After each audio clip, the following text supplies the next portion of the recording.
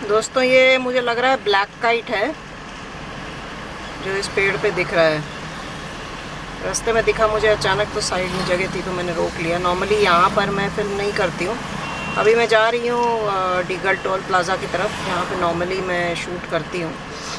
तो ये काफ़ी बड़ा होता है ना, दूर से ही दिख गया मुझे तो ब्लैक काइट ही लग रहा है। बाकी लैपटॉप में डाल के देखूँगी क्या है। इस जगह पर पहले एक पॉन्ड हेरन भी मैंने शूट किया था। ये यहाँ पर अभी नीचे कुछ फ्लावर्स हैं जो कि मतलब एक अच्छा लुक देते हैं, लेकिन नॉर्मली यहाँ पे स्वैम्प टाइप का ही रहता है, कुछ खास यहाँ पे होता नहीं है।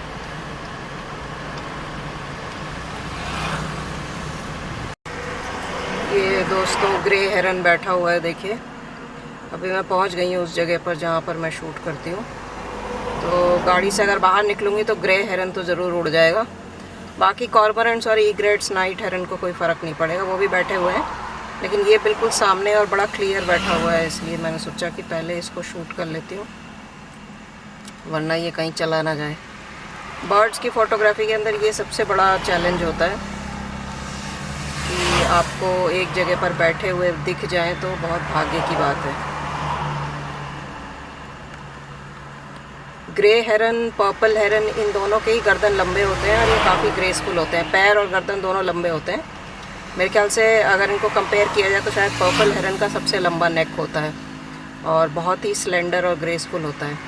बाकी जो हेरन्स हैं, जैसे कि आपका पॉन्ड हेरन है या जो नाइट हेरन आजकल इतना कॉमनली दिख रहा है, इसी जगह पर दिखता है, बैठे हुए हैं आज भी कई सारे। उस पेड़ पर अब 4-5 नाइट हेरन रहने रख गए हैं। तो ये शॉर्ट एंड स्टॉकी होते हैं, मतलब कि इनकी बॉडी जो है वो लंबी पतली नहीं होती है, थोड़ी कम लेंथ की होती है और गठीला ज़्यादा होता है। अभी मैं नाइट हेरन और उसको भी, अगर पॉन्ड हेरन दिख गया तो उसको भी दिखाऊंगी। आज तो स्टॉक भी बैठा हुआ है उसी पेड़ पर जिस पर कॉर्मोरेंट्स और ईग्रेट बैठे हुए हैं। ईग्रेट अभी देखो उड़ने वाला है, ये उड़ गया। तो चलो अच्छा हुआ, ग्रे हेरन को अच्छे से शूट कर लिया आज। तो देखिए फ्लाइट भी इनकी कितनी ग्रेसफुल होती है। और इधर पेड़ पे ये रहे ये ईग्रेट, ये सबसे ऊपर जो बैठा हुआ है ये स्टॉक है, वुली नेक स्टॉक। इनका घोंसला है पास में ही, जो टावर है बड़ा इलेक्ट्रिसिटी का, उस पे इनका घोंसला है। वुली नेक ही है या एशियन ओपन बिल है शायद, हाँ एशियन ओपन बिल है, सॉरी। और कॉर्मोरेंट्स तो हैं ही जैसे हमेशा होते हैं। तो इस पेड़ पर आज एक नया एडिशन है, थोड़ा सा एशियन ओपन बिल ही लग रहा है या फिर ये वुली नेक्ड है। अभी बाहर निकल के देखते हैं क्या है।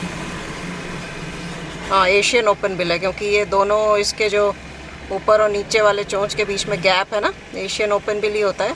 क्योंकि वुली नेट की गर्दन पूरी वो वाइट मफलर जैसा होता है ना, जो मैंने बताया था, वैसा नहीं है ये। और एशियन ओपन बिल वैसे भी पूरी बॉडी उसकी वाइट होती है, थोड़ा थोड़ा ब्लैक होता है, और ये वैसा ही दिख रहा है। तो ये एशियन ओपन बिल है, मोलस्क वगैरह को खाता है, शेल वाली चीज़ों को खाता है, छोटे छोटे इन्वर्टिब्रेट्स जिनमें शेल होता है।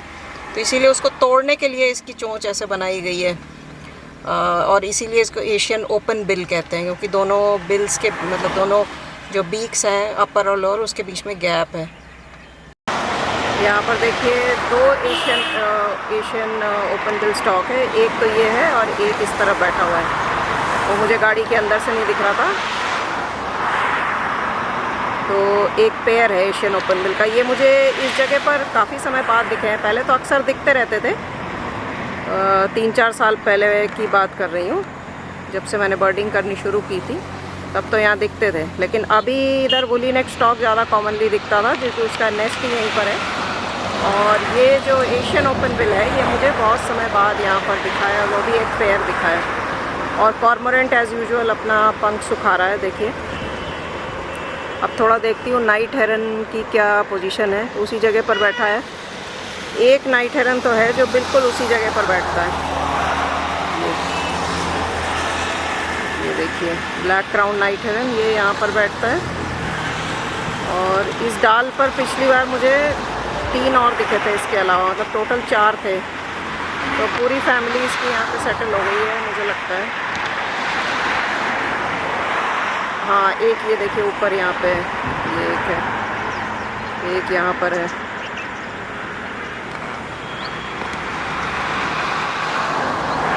लेकिन ये जो बीच में बैठता है ये वाला, इसकी मुझे हैरानी है कि सेम जगह पर सेम पोजीशन में कैसे बैठता है।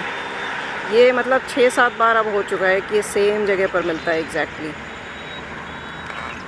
और यहाँ नीचे जो है वाटर लिलीज़ हैं, इसमें थोड़ी बहुत वाटर लिलीज़ दिख रही हैं। अभी दूसरे साइड जाकर भी देखेंगे क्या है वहाँ पर। पिछली बार तो गॉडविट भी मिल गए थे। यहाँ पे मोअर हैन आ गई हैं, ये वाटर लिलीज़ दिख रही हैं इसके साथ में।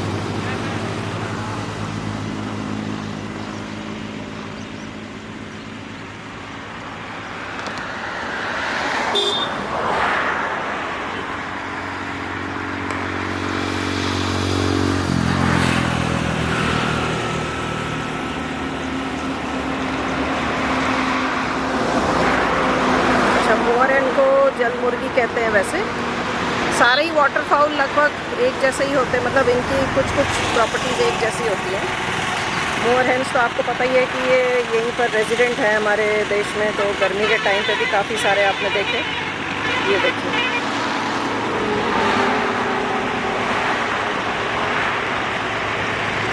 ये कॉमन मोअर हेन है हमारी, और ये रेजिडेंट है इंडिया में। अब देखिए, जब तक हार्वेस्ट सीज़न चलेगा तो मतलब जो फसल की कटाई और ट्रांसपोर्टेशन का काम चल रहा है बड़ी तेज़ी से, तो इसकी वजह से ट्रैक्टर्स की आवाज़ काफ़ी आती रहेगी। आज तो फिर भी कम चल रहे हैं, पिछले ट्यूसडे को मैं आई थी तब तो बहुत ज़्यादा ट्रैक्टर्स चल रहे थे। और इनफैक्ट आज धनतेरस भी है, धनतेरस की आप सबको शुभकामनाएँ बहुत बहुत। दोस्तों, यहाँ पर लिटिल ईग्रेट है और ब्लैक विंग स्टिल्ट्स हैं और गॉडविट तो है ही, और सैंड पाइपर्स भी आज मुझे दिख रहे हैं, लेकिन काफ़ी दूर हैं तो अलग अलग आइडेंटिफाई कर पाना थोड़ा मुश्किल हो रहा है। लेकिन गॉडविट डेफिनेटली है, लंबे चोंच वाला जो है वो गॉडविट है, और बड़ी तेज़ी से ये ड्रिल करता है नीचे। ये देखिए कितनी तेज़ी से ड्रिल कर रहा है, ये देखिए। इसका पास से वीडियो आपको मेरे मंगला जोड़ी वाले वीडियो में मिल जाएगा, यहाँ पर आपको बिल्कुल पास से दिख रहा होगा, क्योंकि वहाँ पे क्या होता है कि बोट से लेके जाते हैं और बर्ड्स के बीच में से आप गुजर रहे होते हैं, और वो बोट जो है वो मोटर बोट नहीं होती है, तो इसलिए आवाज़ भी नहीं करती। जैसे सुंदरबन आप जाएंगे तो वहाँ पर आपकी मोटर बोट होगी, जो कि जिसको भटभटी बोलते हैं वहाँ पे, तो वो आवाज़ बहुत करती है, बहुत ज़्यादा आवाज़ करती है, और डीजल से चलती है तो डीजल की स्मेल भी आती रहती है। लेकिन मंगला जोड़ी में ऐसा नहीं है। मंगला जोड़ी वेटलैंड रामसर साइट भी है और बहुत इंटरनेशनली अक्लेम्ड वेटलैंड है, और इसकी कहानी मैं पहले भी कई बार सुना चुकी हूँ, और अभी एक बार फिर से मैं बता देती हूँ कि ये उड़ीसा में है। चिल्का लेक का ही एक हिस्सा है। चिल्का लेक उन वेटलैंड्स में से था जो पहली बार इंडिया में पहले जो 2 रामसर साइट डिक्लेयर किए गए थे, उसमें से एक चिल्का लेक था और दूसरा भरतपुर था। ये क्या बैठा हुआ है सामने, शायद मैकपाई रॉबिन है या वैकटेल है, सॉरी वाइट ब्राउड वैकटेल है, और ये आपके ब्लैक विंग स्टिल्ट्स है पीछे। तो मंगला जोड़ी चिल्का लेक का ही हिस्सा है। पहले यहाँ पर जो लोग रहते थे वो बाहर से आने वाली पक्षियों को मार दिया करते थे, क्योंकि उनकी फसल वगैरह का नुकसान होता था। उसके बाद में उन लोगों को जब ये समझाया गया कि इन पक्षियों का क्या इम्पोर्टेंस है, दूसरे देश से आते हैं तो हमारे लिए ये अतिथि हैं, विज़िटर्स हैं हमारे देश में, तो इनको मारना नहीं, इनका संरक्षण करना है, और इससे आपको भी फ़ायदा होगा। और ये बात वहाँ के लोगों ने समझी। ये देखिए, ये जो सामने वाला है, ये मुझे ये गॉडविट नहीं है, ये सैंड पाइपर है। तो इसको स्क्रीन पे लगा के देखूँगी एग्जैक्टली क्या है। तो ये चीज़ वहाँ के लोगों ने समझा, और अब जो पक्षी आते हैं वो उनका वैसे ही देखभाल करते हैं जैसे कि अपनी फैमिली का लोग देखभाल किया करते हैं। और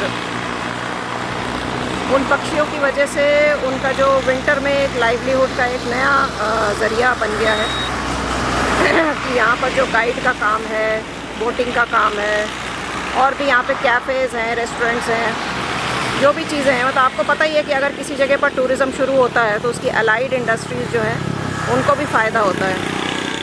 तो ये टूरिज़्म जो है इनकम मल्टीप्लायर और एम्प्लॉयमेंट मल्टीप्लायर भी होता है कि अगर आपने टूरिज़्म के चलते अगर आपके 100 जॉब्स क्रिएट करी आपने, उसकी वजह से 20 या 25 और लोगों को नौकरी मिल जाती है या उनका काम चल जाता है, जिसमें कि छोटे शॉप वाले होंगे या कोई गाइड होगा, कोई बोट चलाने वाला होगा, कोई आपका टैक्सी ड्राइवर होगा, किसी का छोटा कोई होम स्टे हो सकता है। तो ये सारे जो है एम्प्लॉयमेंट मल्टीप्लिकेशन का काम माना जाता है इसको। तो टूरिज़्म होने से फ़ायदा होता है, लेकिन उसको एक कंट्रोल्ड वे में करना पड़ता है। और इस मामले में मैं कहूँगी, मैंने खुद अपनी आँखों से देखा है, मंगला जोड़ी जो है वो वाकई में उसने बहुत अच्छा काम किया है। और इसको एक मतलब अगर आप ऑर्निथोलॉजी पढ़ेंगे तो मंगला जोड़ी एक केस स्टडी है।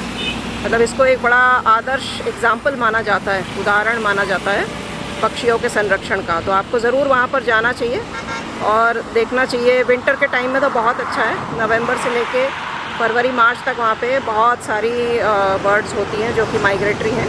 तो आपको ज़रूर वहाँ पे जाकर देखना चाहिए। यहाँ पर से थोड़ा सा बेटर व्यू आ रहा है उन्हीं बर्ड्स का। और ये देखिए ब्लैक विंग स्टिल्ट तो आपको दिख ही रहा है, बीच में जो ये खड़ी हुई हैं 6-7 बर्ड्स, ये सैंड पाइपर्स हैं सारी की सारी। और मुझे तो लगता है ये कॉमन ग्रीन शैंक हैं सारे। गॉडविट इसमें अलग से दिख रहा है, जो बड़ी तेज़ी से ड्रिल कर रहा है नीचे ना, वो गॉडविट है। लेकिन जो खड़ी हुई हैं बर्ड्स ये सारी सैंड पाइपर हैं। ये देखिए गॉडविट तो ये जिसकी चोंच लंबी पिंक कलर की है, जो अभी एक ड्रिल कर रहा है नीचे और एक जो है वो प्रीनिंग कर रहा है। 2 गॉडविट हैं, बाकी सारे सैंड पाइपर हैं। कॉमन ग्रीन शैंक हैं या कॉमन सैंड पाइपर हैं। ये तो लिटिल ईग्रेट ही है, बाकी आपके ब्लैक विंग स्टिल्ट हैं। ये बिल्कुल सामने देखिए कॉर्मोरेंट बैठा है, इंडियन कॉर्मोरेंट है। इसकी बॉडी पूरी ब्लैक होती है, चोंच थोड़ी सी कर्व्ड होती है, ऊपर वाली बीक, और आंखें इसकी ब्लू होती हैं।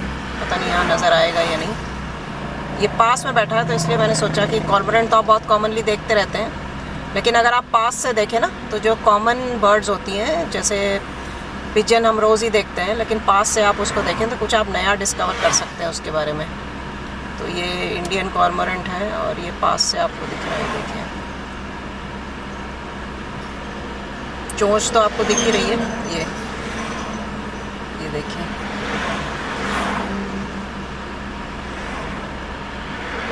एक ईग्रेट भी था यहाँ पे, शायद चला गया वो।